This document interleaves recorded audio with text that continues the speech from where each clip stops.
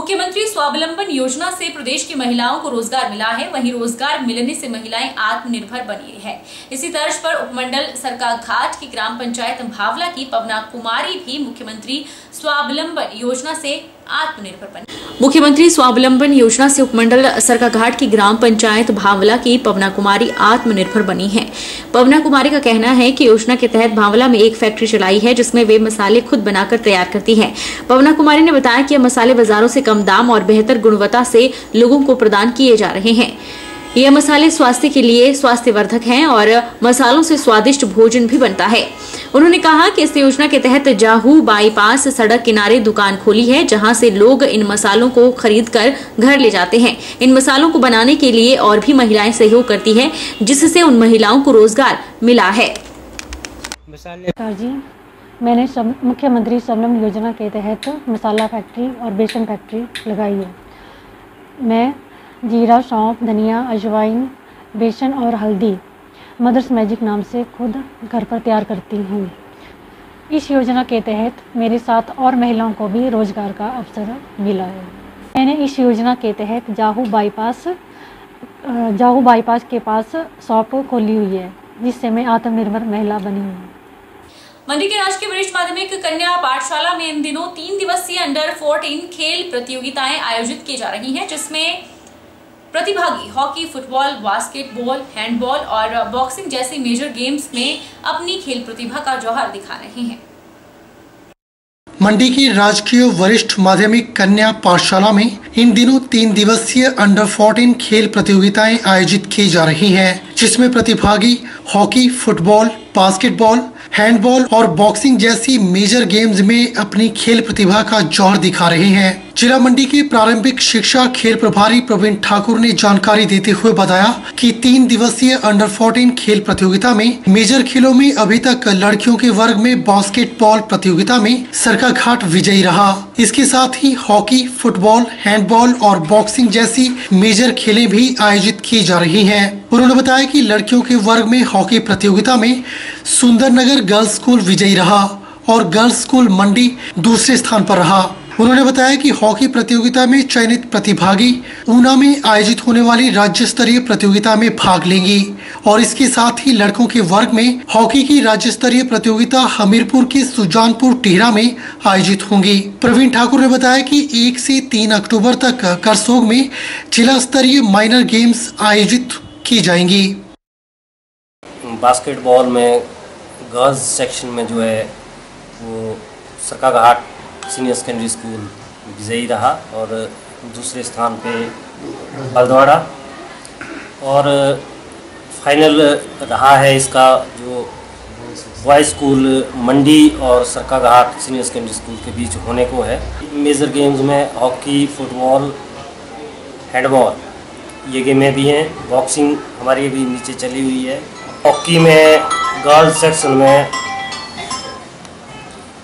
Sundernagar girls school winner रहा, द्वितीय स्थान गर्ल्स स्कूल मंडी जो दूसरे स्थान पर रहा। हमारा जो स्टेट का शेड्यूल है उसमें हमारी जो बच्चियां हैं वो उन्ना जाएंगी जो यहाँ से स्टेट के लिए सिलेक्ट होंगी बच्चियां। और बॉयज़ सेक्शन में जो है वो हमारा सुजानपुर टिहरा हमीरपुर में होगा जहाँ हमारे जो बच्चे हैं बॉयज़ हैं वो जाएंगे। हम बच्चों के सर्वांगीण विकास के लिए इन खेलों का सरकार जो है आयोजन करती है और बहुत छोटे छोटे ये बच्चे होते हैं हमारे, इनोसेंट होते हैं। अंडर 14 इसमें सेक्शन में रिवाल्सर शाम को जाएंगे। परसों से वहाँ माइनर गेम्स का हमारा शेड्यूल है और उसके बाद बॉयज़ सेक्शन का और गर्ल्स सेक्शन का जो डिस्ट्रिक्ट माइनर गेम्स का है वह करसोग में 1 तारीख से है, 1 से 3 तारीख तक। आज हम आपको ले चलेंगे नेपाल के काठमांडू स्थित भगवान पशुपतिनाथ के दर्शन करवाएंगे। माना जाता है कि केदारनाथ की यात्रा बिना पशुपतिनाथ के दर्शन किए अधूरी मानी जाती है। आज हम अपने दर्शकों को नेपाल काठमांडू में स्थित भगवान पशुपतिनाथ के दर्शन करवाएंगे। पशुपतिनाथ की उत्पत्ति के पीछे दो पौराणिक कथाएं जुड़ी हैं, जिनमें से एक कहानी का संबंध सीधे सीधे पांडवों से जुड़ा हुआ है।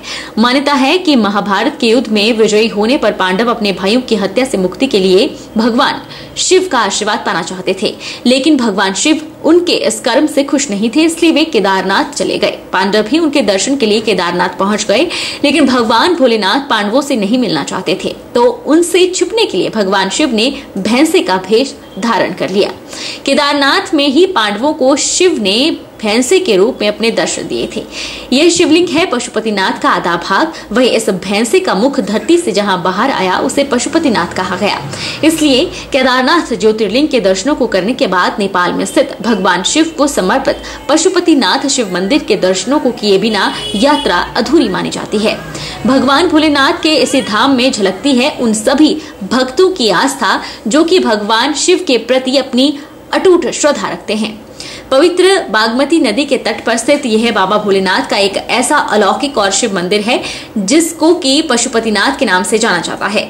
इस मंदिर के गर्भगृह में भगवान शिव के पंचमुखी स्वरूप शिवलिंग के दर्शन होते हैं, जिन्हें मंदिर के बाहरी छोर से परिक्रमा करते हुए बारी बारी से देखा जाता है। भूगर्भ से निकले शिवलिंग की कितनी गहराई है, इसका उल्लेख माना जाता है कि देवों के देव महादेव के दर्शन मात्र से ही मनुष्यों को पापों से मुक्ति मिल जाती है। मनुष्य अगर फिर से किसी योनि में प्रवेश करता है तो उस मनुष्य को पशु योनि से छुटकारा मिल जाता है, ऐसा उल्लेख ग्रंथों में है। भगवान शिव के आशीर्वाद से अपनी अधूरी यात्रा को पूरी कर चुके हरियाणा कुरुक्षेत्र से आए संत कुमार और हिमाचल प्रदेश के चंबा जिला से आए यह शिव भक्त बेहद ही खुश हैं। हजारों किलोमीटर की लंबी इस यात्रा को करने के बाद हिमाचल प्रदेश के जिला चंबा से आए 21 लोगों का यह ट्रिप और हरियाणा से आए यह शिव भक्त क्या कहते हैं, आइए सुनते हैं उन्हीं की जुबानी। 25 वर्ष पूर्व श्री केदारनाथ जी के दर्शन करने गया था। तब से मेरी भावना थी कि मुझे पशुपतिनाथ जी बुला लो, अपने चरणों में बुला लो। लेकिन 25 साल के बाद आज मेरी वो मन्नत पूरी हुई है। हर हर महादेव, हर हर महादेव। और ये देखिए कि यहाँ आके तो मेरे दिल इतना बाग और मेरे रोम रोम खड़े हो रहे हैं कि मैंने सवेरे से तीसरी बार मैं अब आया हूँ। सवेरे एक बार आया, उसके बाद फिर दर्शन किए, फिर भी मेरा दिल नहीं भरा। अब तीसरी बार मैं फिर आया और मैं मेरे ख्याल दिन में मेरे ख्याल शायद 2-3 बार और आऊँगा दर्शन करने। और मेरा जितनी बार भी भोलेनाथ को देखता हूँ वैसे ही मेरा दिल जो है ऐसा लगता है कि भोलेनाथ ऊपर से कोई मेरे ऊपर कोई लाइट डाल रहे हैं और मेरे सारे जो कष्ट हैं वो दूर हो रहे हैं। और कमाल की बात तो आप ये देखिए कि यहाँ पर आने से इंसान का मन नहीं भरता है। और जितने भी देखो मेरी बहनें खड़ी हैं, मुझे ऐसा लग रहा है कि जैसे मेरा एक परिवार मिल गया है। मुझे मेरी 6 बहनें हैं, आज मुझे लग रहा है 6 और हो गई हैं मेरी बहनें। तो ये कुरुक्षेत्र से थे, भावुक हो गए थे। और भगवान कहते हैं भगवान भोलेनाथ भोले हैं। वास्तव में भोले इन्होंने 25 साल के बुलाया, लेकिन अपने चरणों में यहाँ पे पशुपतिनाथ मंदिर में जरूर बुलाया। 25 सालों के बाद इन्होंने दर्शन किए और आज सुबह से ये करीब 3 बार दर्शन कर चुके हैं। और ये कहते हैं कि मैं शाम तक 2-3 बार और करूँगा और तब जाके भी मेरा मन नहीं भरेगा, फिर वो जाने या भोलेनाथ जाने। कैमरामैन साहिल शर्मा के साथ शिव शर्मा, नेपाल, पशुपतिनाथ मंदिर से। नमस्ते, मेरा नाम है जिनिया, मैं जिला चंबा की हूँ और आज हम पशुपतिनाथ जी के दर्शन करने आए हैं। और सच बताऊँ तो इतना आनंद महसूस हुआ है इनके 5 मुखी रूप का दर्शन करके, मुझे बहुत ही खुशी हुई है। धन्यवाद। केदारनाथ धाम की यात्रा के दौरान हमने कथा सुनी थी कि भोलेनाथ जी पांडवों से छुप रहे थे और वो छुप रहे थे तो उन्होंने अपना सर एक भैंसे के रूप में अपने शरीर को परिवर्तित किया और सर जमीन में घुसाया। तभी एक राक्षस आया और वहां से उनके सर को काट दिया। वही सर यहाँ नेपाल में कहाँ आकर पशुपतिनाथ के रूप में भगवान जी ने दर्शन दिए। इसीलिए तो कहा जाता है कि केदारनाथ की यात्रा तब तक अधूरी है जब तक कोई पशुपतिनाथ में आकर महादेव जी के दर्शन ना कर पाए। तो आज मुझे बड़ा ही सुखद अनुभव हुआ है कि मेरी केदारनाथ धाम की यात्रा जो है वो कंप्लीट हुई है। हर हर महादेव। यह बात भी सत्य है कि जिस किसी ने भी इस धरती में जन्म लिया है उसको यहाँ से जाना ही पड़ेगा। अगर इस शरीर की अंतिम विदाई भगवान भोलेनाथ के चरणों से होकर द्वार का रास्ता खुले तो इससे बड़ा भाग्य किसी का और क्या हो सकता है। यह ऐतिहासिक पशुपतिनाथ मंदिर की एक ही नहीं अपितु कई और विशेषताएं भी हैं। पर सबसे बड़ी और महत्वपूर्ण विशेषता इसमें यह भी है कि भगवान शिव के मंदिर के ठीक पिछली तरफ कुछ ही दूरी पर पवित्र भागमती नदी बहती है और इसी नदी के तट पर नेपाल के मूल निवासियों का अंतिम देह संस्कार भी किया जाता है। इस तट पर रोजाना कई अनगिनत शवों का अंतिम संस्कार एक साथ होता है। मैं शिवानी शर्मा हिमाचल प्रदेश जिला चंबा से हूँ। पिछले साल हम केदारनाथ यात्रा पे गए थे, तो उसके बाद पशुपतिनाथ जी के दर्शन करना बहुत ज़रूरी था, जो आज हमें उसका सौभाग्य मिला। पंचमुखी भगवान शिव के दर्शन करके बहुत अद्भुत प्रसन्नता हुई कि हमने आज यहाँ पर पशुपतिनाथ प्रांगण में दर्शन किए और बहुत अच्छा अनुभव रहा। मैंने भी केदारनाथ और यहाँ पर बहुत अच्छे दर्शन किए हैं। धन्यवाद। प्रदेश चंबा से हूँ और मैं तो यूँ कहूँगी कि मेरी यात्रा का आरंभ भी पशुपतिनाथ से हो रहा है और इसके बाद मैं ये चाहूँगी, ये पशुपतिनाथ महाराज से ये प्रार्थना भी करती हूँ कि आगे की यात्रा मेरी यहाँ से शुरू हो। जी, पशुपतिनाथ मंदिर आके हमको बहुत अच्छा लगा। हर हर महादेव जी। पशुपतिनाथ मंदिर आके बहुत अच्छा लगा जी। वैसे तो नेपाल भी देवभूमि के नाम से प्रचलित है, जहां पर बौद्ध मंदिर तो है ही, साथ ही भगवान शिव और भगवान विष्णु को भी समर्पित कई मंदिर यहां पर हैं, जिनमें सबसे प्रसिद्ध भगवान भोलेनाथ को समर्पित पशुपतिनाथ मंदिर इनमें से एक है। अब हम अपने दर्शकों को नेपाल के काठमांडू से करीब 10 किलोमीटर की दूरी पर एक ऐसे ही मंदिर के दर्शन करवाएंगे जिसका नाम नीलकंठ है।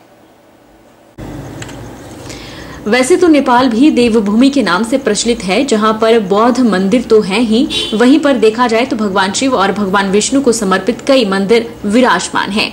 नेपाल काठमांडू से करीब 10 किलोमीटर की दूरी पर नीलकंठ नाम से भले ही जुड़ा हुआ है, पर भगवान विष्णु को समर्पित इस मंदिर की सबसे बड़ी विशेषता यह है कि यह तालाब ब्रह्मादित्य समुंदर का प्रतिनिधित्व करती है। आपको यह जानकर भी हैरानी होगी कि जिस तालाब में भगवान विष्णु प्रत्यक्ष रूप से विराजमान दिखते हैं, वहीं भगवान शिव सावन में होने वाले उपवास के दौरान अप्रत्यक्ष रूप से इसी झील में अलौकिक छवि दिखाई देती है। भगवान भोलेनाथ को समर्पित इस मंदिर का नाम बुढ़ानील कंठ है और इस प्राचीन मंदिर को देखने दुनिया भर के सैलानी दूर दूर से नेपाल आते हैं। हैरानी की बात यह है कि शिव मंदिर के गर्भगृह में जहां पर भगवान भोलेनाथ की प्रतिमा होनी चाहिए, उस स्थान पर करीब 13 मीटर के तालाब में भगवान विष्णु पानी के मध्य नागशैया पर लेटे विश्राम करते हुए दिखाई देते हैं।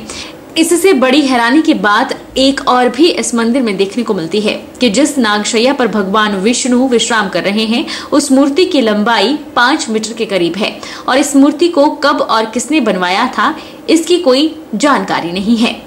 आपको यह जानकर भी हैरानी होगी कि भगवान शिव के इस मंदिर में विष्णु भगवान की इतनी बड़ी प्रतिमा भला कहां से आई। यह रहस्य का पता देवताओं और राक्षसों के समुद्र मंथन की कहानी से जुड़ा हुआ पाया गया है। माना जाता है कि समुद्र मंथन के दौरान भगवान शिव ने सृष्टि को बचाते समय निकले विष को अपने कंठ में उतार लिया, जिस कारण उनका गला जलने लगा। तो भगवान शिव काठमांडू की तरफ उत्तर सीमा की ओर चल दिए और झील बनाने उन्होंने अपनी त्रिशूल से पहाड़ पर वार किया, जिससे वहां एक झील बन गई, जिससे उन्होंने अपनी प्यास बुझाई। कहते हैं कि कलयुग में इस झील को गोसाई कुंड के नाम से जाना जाता है। आपको यह जानकर भी आश्चर्य होगा कि यह मंदिर आज भी नेपाल के राज परिवार के लिए श्रापित है। माना जाता है कि आज भी कोई राज परिवार का व्यक्ति इस दिव्य मंदिर और मूर्ति के दर्शन कर लेता है तो उसकी मृत्यु होना निश्चित है। पहिला नि त्यो सृष्टि भएकै बेलामा भएको होला। कितने साल से पुराना से ये मंदिर? धेरै छ पुरानो, त्यति साह्रो पता नै, ये पता छैन। त्यही छैन। म औँठो छापको मान्छे छु भने के चाहिँ पता हुन्छ हैन, पढ्न नपाएका मान्छे अहिले पगडी यहाँसम्म भगवानको मन्दिरमा आए। हाम्रो यो काठमाडौँ जिल्ला भयो, हामी भक्तपुर जिल्लामा छ। तर अब तपाईँहरू ढिला भयो, अलिक चाँडो भयो भने बुझ्ने मान्छेसँग भएको भए राम्रोसँग बताउँछ होइन। पहिला यहाँ धान बिस्कुन हालेको छ अरे, धान बिस्कुन हालेर तास राखेर भगवानको नाकमा परेर रगत बगिएको छ अरे। अंदर गए थे, कैसा रहा? हम नहीं गए, हम जाने वाले हैं। अच्छा, तो बताओ थोड़ा सा। गए थे बताओ। हम मंकी टेम्पल गए थे और उधर बुद्धा थे and we learned about the history. Pashupatinath गए थे, बहुत सुंदर लगा। उसके बाद हम आज श्री नीलकंठ मंदिर, जो कि बड़ा पुरातन मंदिर और ऐतिहासिक मंदिर है, जिसकी अंदर जो दर्शन हुए मंदिर में, वो श्री नारायण विष्णु भगवान जी के हुए, वो जो कि शैया मुद्रा में सोए हुए हैं। बहुत नज़ारा आया, बहुत सुंदर लगा, बहुत ही आनंद आया। जय भोलेनाथ। जय। पुणे से आए हैं, जैसे आपने बोला, हम पशुपतिनाथ मनोकामना मंदिर फिर भी यहाँ पे आए, देखने आए। तो ये बहुत पुरानी मंदिर है, हिस्टोरिकली वेरी रिच है। तो देखते हैं क्या दर्शन करेंगे, क्या अनुभव होएगा। It's a good experience. ये मेरे पिताजी हैं, मम्मी जी, वाइफ और बेटी। नमस्ते, मैं स्मिता हूँ। एक्चुअली आज हम सुबह ही पहुँचे हैं और आज हम वो स्तूप गए थे टेम्पल में, वहाँ पे बैद्यनाथ शिव स्तूप। एंड अभी उसके बाद हम अभी यहाँ पे आए हैं। आज शाम का पशुपतिनाथ का हमारा दर्शन है। तो ये मंदिर के बारे में हमने सुना था कि बहुत पुराना और प्रतिष्ठित मंदिर है।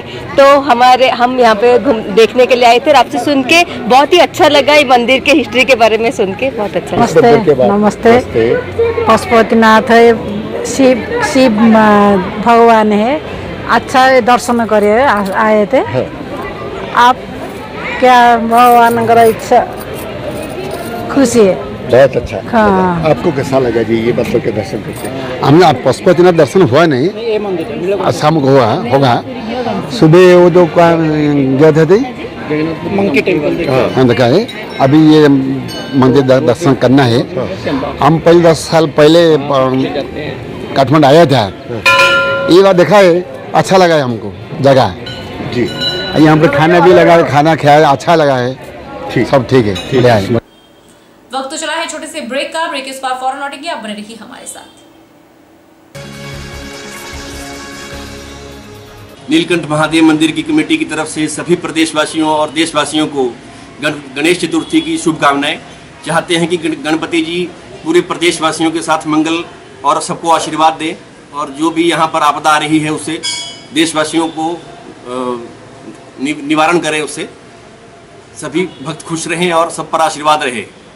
इस बार 20वां गणपति नीलकंठ महादेव जी के मंदिर में मनाया जा रहा है। इस बार जो गणपति जी की मूर्ति है वो पठानकोट से लाई गई है, जो खास डिजाइनर से तैयार की गई है इस बार। और 28 सितंबर को गणेश विसर्जन है और 27 को मंदिर में हर वर्ष की भांति बड़ी धाम का आयोजन किया गया है। जो 27 तारीख को मेरा निवेदन है प्रदेशवासियों से और हिमाचल की और मंडी की जनता से कि वे यहाँ आए और भंडारे का ग्रहण करें। जय श्री गणेश।